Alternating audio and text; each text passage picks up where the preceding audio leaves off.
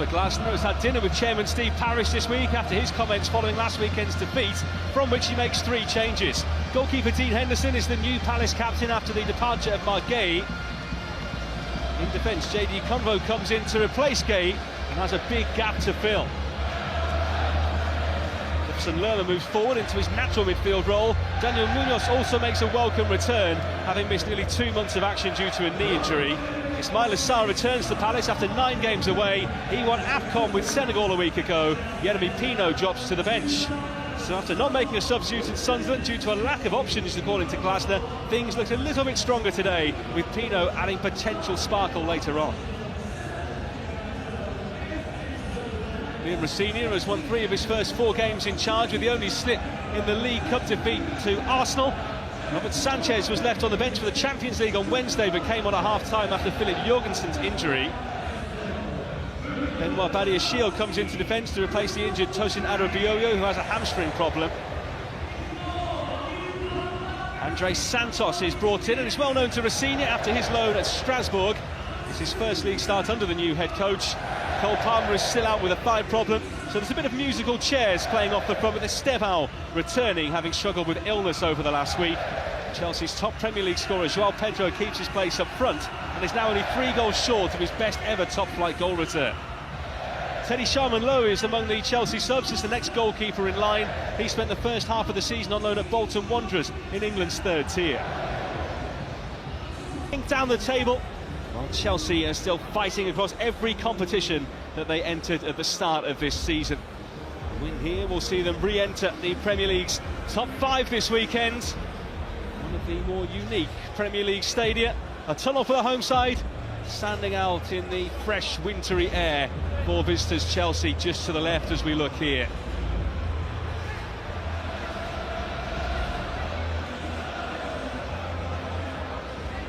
It is a bitterly cold day. The officials waiting for the signal. And a fist pump there for the assistant referee Scott Ledger, who's getting himself psyched up for this one. Chelsea with back-to-back clean sheets in the Champions League and against Brentford last week. How will they fare here at Selhurst, where Palace have won just twice so far this season, and it hasn't been the often mentioned tough place to go. A sea of colour and noise and heat here in South London that could really do with warming up after the couple of days we've had here. Stars everywhere you look on the field for this one, as Crystal Palace prepare to take on Chelsea. One of the early starts here in the Premier League this afternoon. Football is set to commence.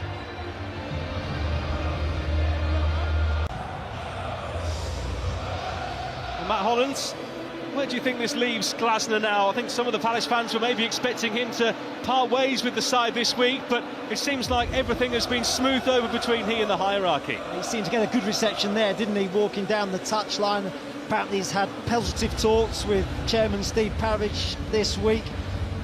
So hopefully, from his perspective, he'll see it through to the end of the season and try and get Palace up the table.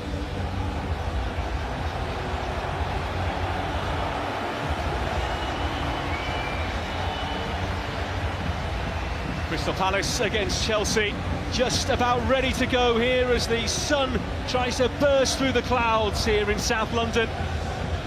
Chelsea in their changed colours for this one. The blue and red, of course, for Crystal Palace, who really need a win. They haven't won since they were winners at Shelbourne in the Conference League back on the 11th of December.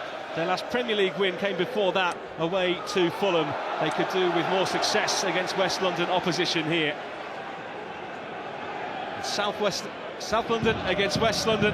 One manager definitely heading out, one still getting their feet under the table.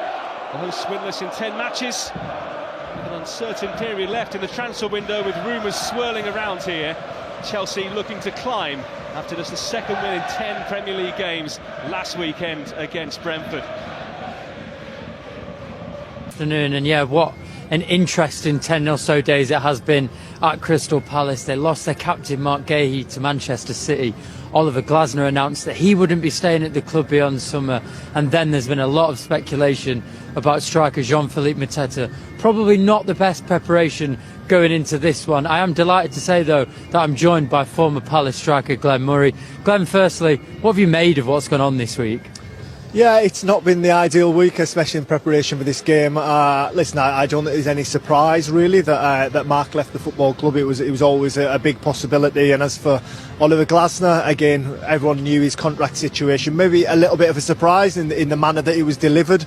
But I think there was probably a realisation that he was going to leave at the end of the season. And as far as John Philippe Mateta is concerned, at the moment,